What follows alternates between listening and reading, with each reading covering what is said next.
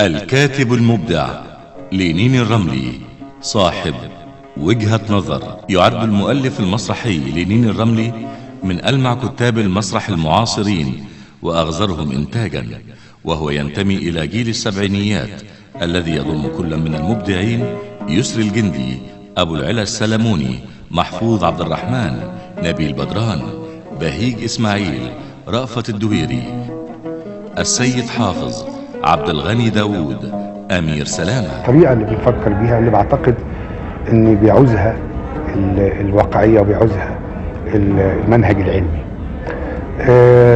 بعض الناس كتبوا او قالوا ان انا كنت متشائم اكتر من اللازم في رسم صورة الواقع العربي. الحقيقة انا بقول اني بتمنى ان اكون على خطأ، وبتمنى ان يكون الواقع العربي في حقيقته اجمل من الصورة اللي انا عكستها. والكاتب لينين الرملي من مواليد محافظة القاهرة في 18 من شهر أغسطس عام 1945، وهو ينتمي إلى أسرة أدبية، وقد تخرج في المعهد العالي للفنون المسرحية عام 1970، والتحق بعد تخرجه للعمل بوزارة الثقافة، ولكنه بعد ذلك استقال، وبالتحديد عام 1983 للتفرغ للكتابة والمشروعات الفنية. وقد بدأ الكتابة المسرحية منذ أوائل السبعينيات، وكانت أول مسرحية يكتبها عام 1971 بعنوان الكلمة الآن للدفاع، والتي لم تقدم إلى الآن.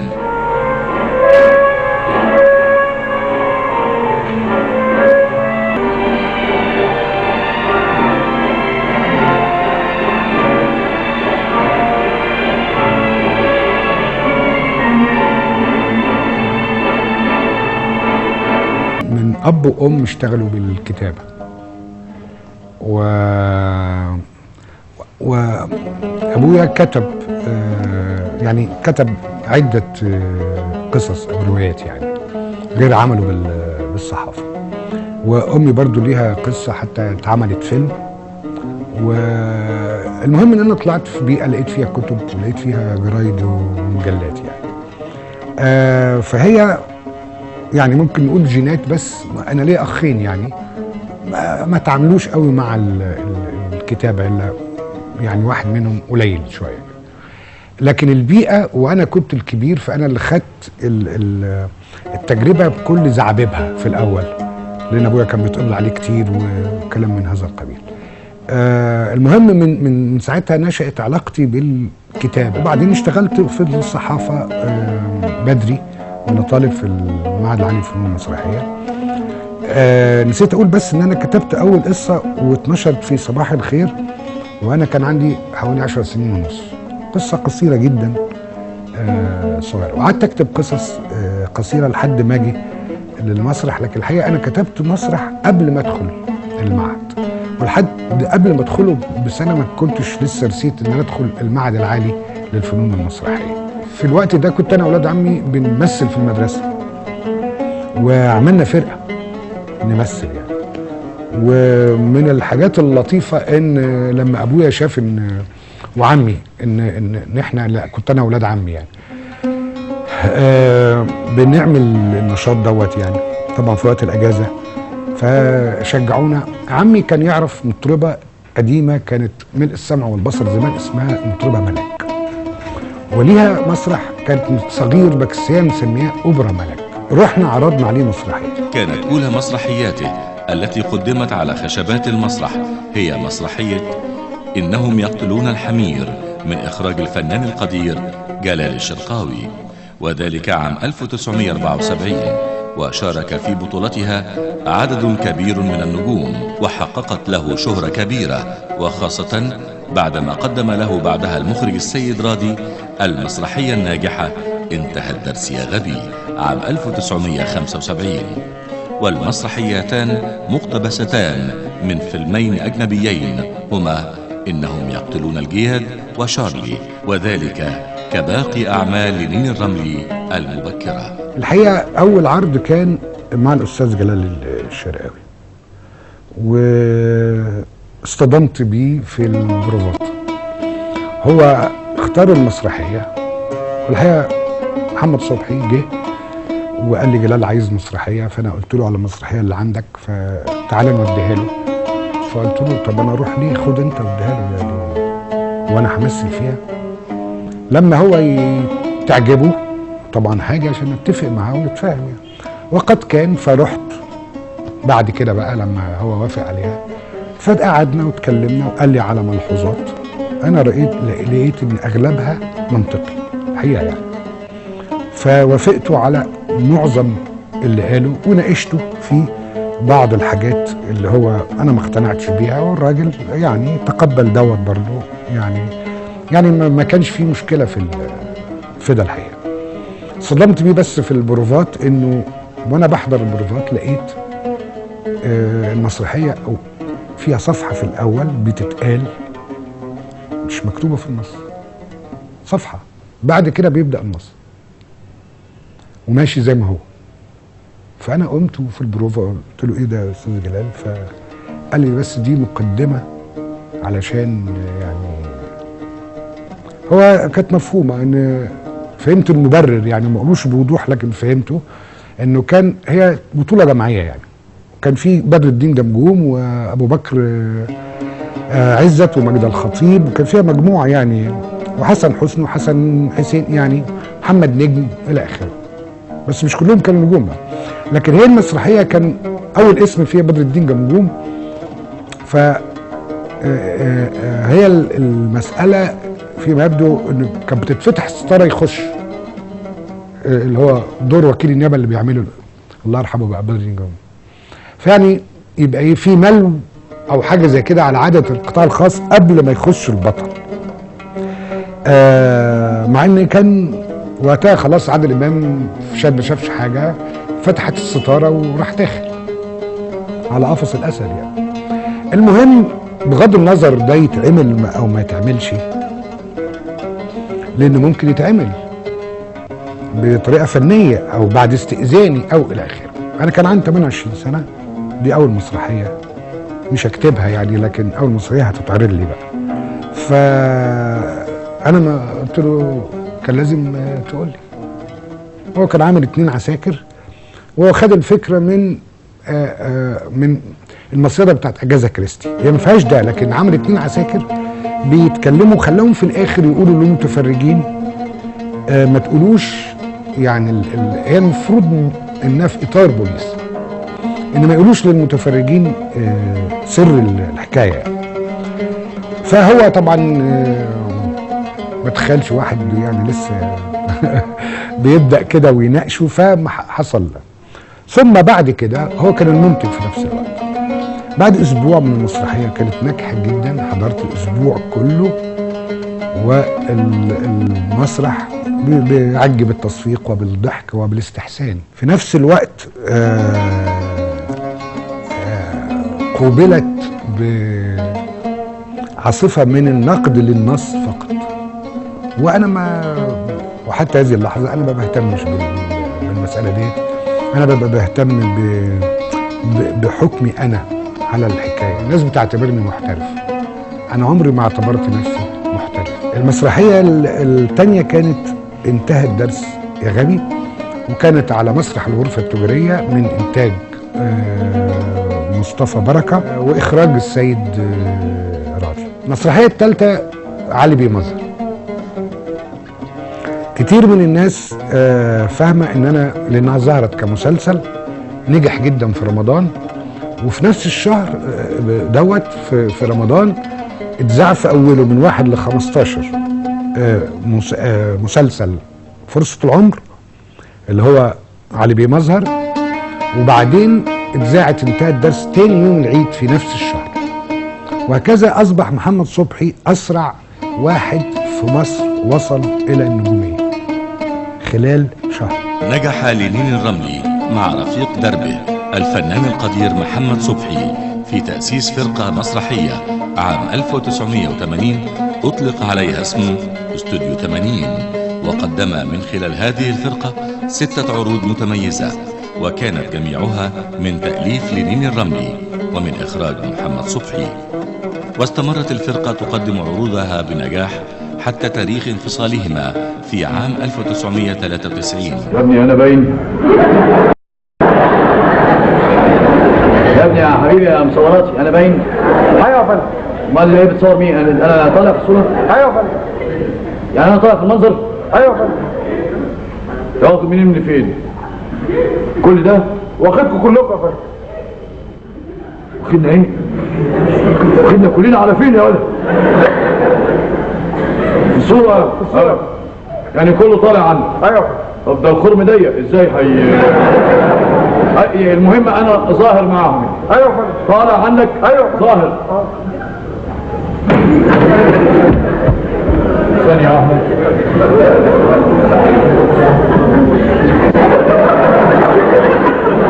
انت طالع يا مان.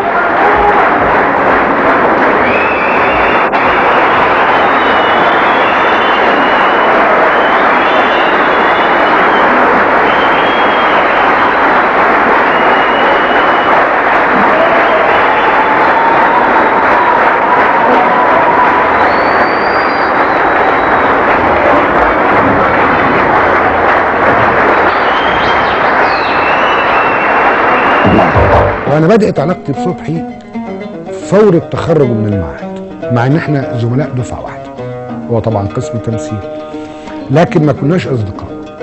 يعني كتير من الزملاء حتى من زمايله هم كلهم كانوا 12 دفعته، نبيل الحلفاوي وهادي الجيار ولطفي لبيب وغيرهم، يعني هقول لك دلوقتي واحنا بنتكلم.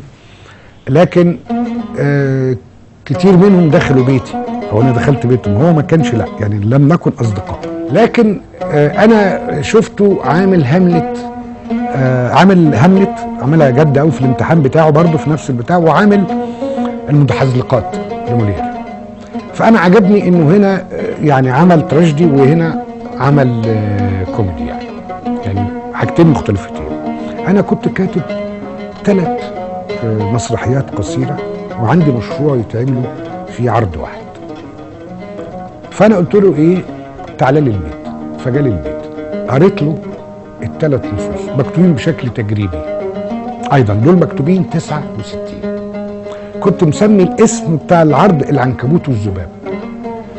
العرض ده ما طلعش، لكن مسرحيتين منهم طلعوا، الكابوس 92 وده في نفس السنه لا 93 في نفس السنه اللي افترقت فيها انا وصبحي طلعت بقى.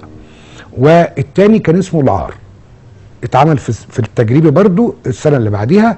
التالت ما ظهرش حتى دلوقتي، الجزء هو هم ما لهمش علاقه ببعض غير ان هم في عرض واحد، مسرحيات قصيره اسمها الرأس ديت، يعني مش الرأس ده.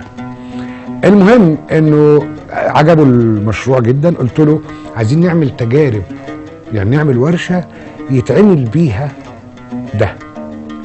اصل انا رايي انه كتابه للمسرح يعني رغم انه تطبع وتنتمي الى الادب، لكن في فرق بين رجل المسرح وكاتب المسرح. وبعد ذلك قام لينين بتأسيس فرقة استوديو 2000، والتي قدم من خلالها بعض العروض الاحترافية، وذلك قبل أن يقوم بتركيز جهوده في مجال الكتابة والإخراج لفرقة من الهواة قام بتشكيلها خلال السنوات الأولى من القرن الحالي، وهي الفرقة التي قدم من خلالها سلام النساء 2004، عين الحياة 2005، الأسرى 2006، أحلام ممنوعة 2007، حصاوي وأيامه 2008، الغرفة العلوية 2009.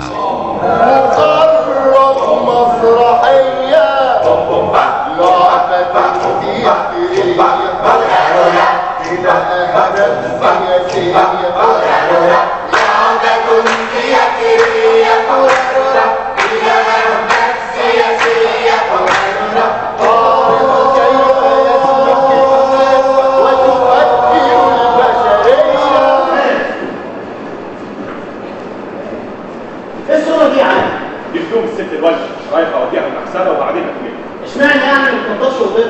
الاستاذ عصام مش هنضفها بنفسه. اللي اعرفه ان الاوضه اللي فوق ما فيهاش حمام. انا امي ما بتستحماش، بتقول والله ست نظيفه.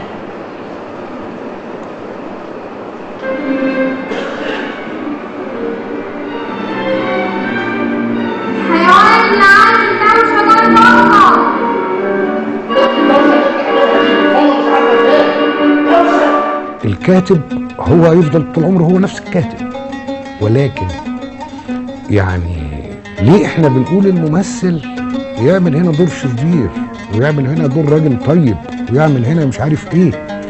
ليه بنتخيل ان في اسلوب واحد، في شخصية واحدة، في بصمة واحدة، لكن في مع ذلك عدة طرق وعدة انواع، يعني بتتعمل بطرق مختلفة. يعني انا ما كتبتش مسرحية، قلت لك اول بداية ما كتبت بالفصحى وانا قبل ما ادخل المعهد، الكلام ده 64.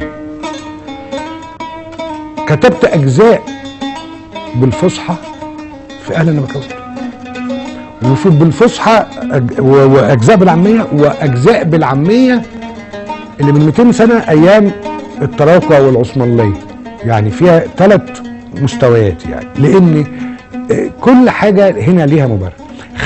اخلاء الاقنعه فصحى وبساطه قوي، وعامدا متعمدا اجي حاطط مره كلمه عاميه، مره بتاع اقصد بيها هنا.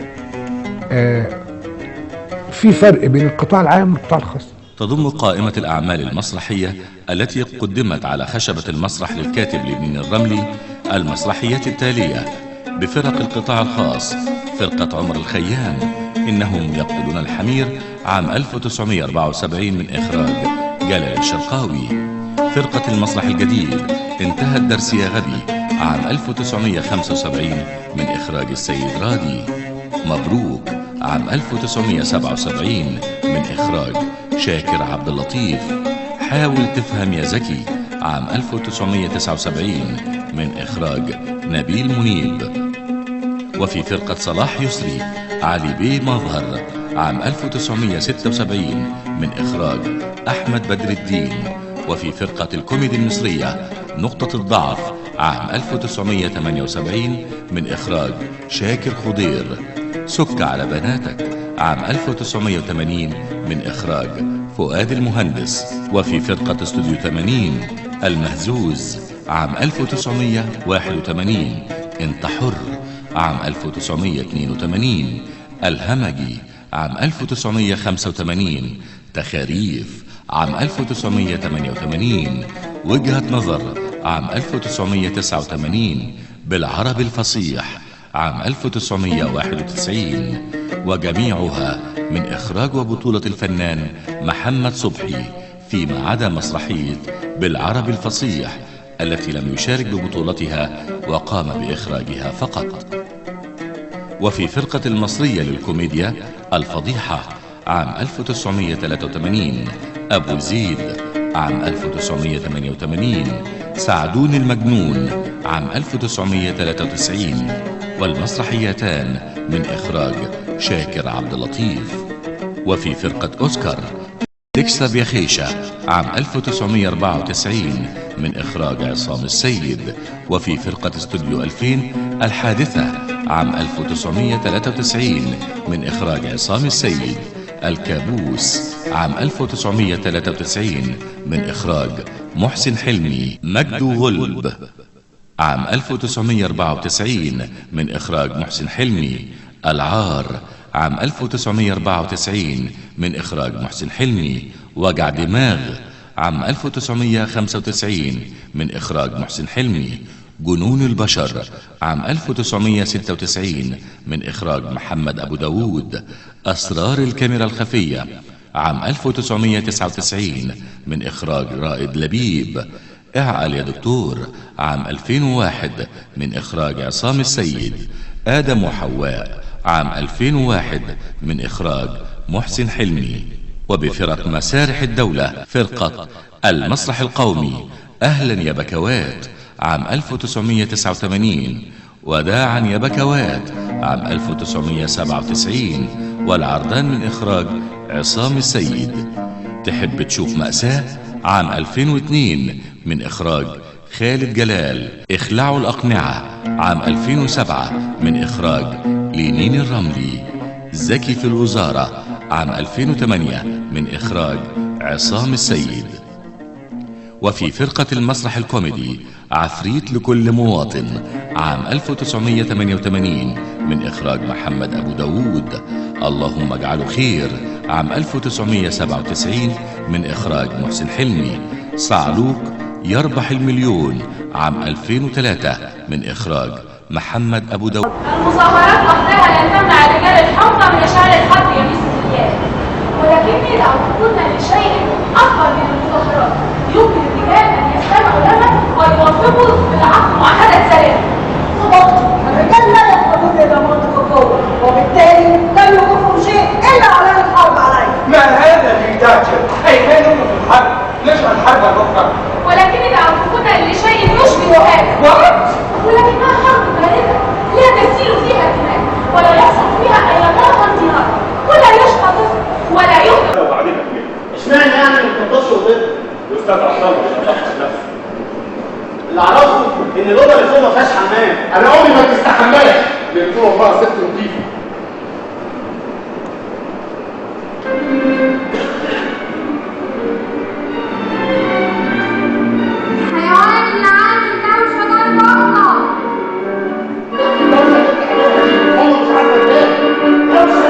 شارك لينين الرملي بتمثيل مصر بالعديد من المؤتمرات والمهرجانات المسرحية الدولية، كما كرم بالعديد من المهرجانات المحلية والعربية، ومن بينها تكريم بيوم المسرح المصري السابع عام 1997، ومهرجان القاهرة الدولي للمسرح التجريبي عام 2000، ومهرجان دمشق المسرحي الدولي عام 2006، وذلك بخلاف تكريمه بالعديد من الجامعات والجمعيات الأهلية. حازت مسرحية بالعربي الفصيح على جائزة دار الصباح الكويتية للإبداع الفكري عام 1991، كما حاز على جائزة الأمير كلاوس الهولندية عام 2005 عن جهوده بالمسرح المصري، وعلى جائزة الدولة التقديرية في الفنون عام 2006، وجائزة بيت المتوسط من إيطاليا لأحسن كاتب إبداعي عام 2007. كذلك حاز على جائزة السيناريو من التلفزيون المصري عن فيلم دعوة للزواج عام 1983، وجائزة السيناريو من جمعية الفيلم عن فيلم الإرهابي.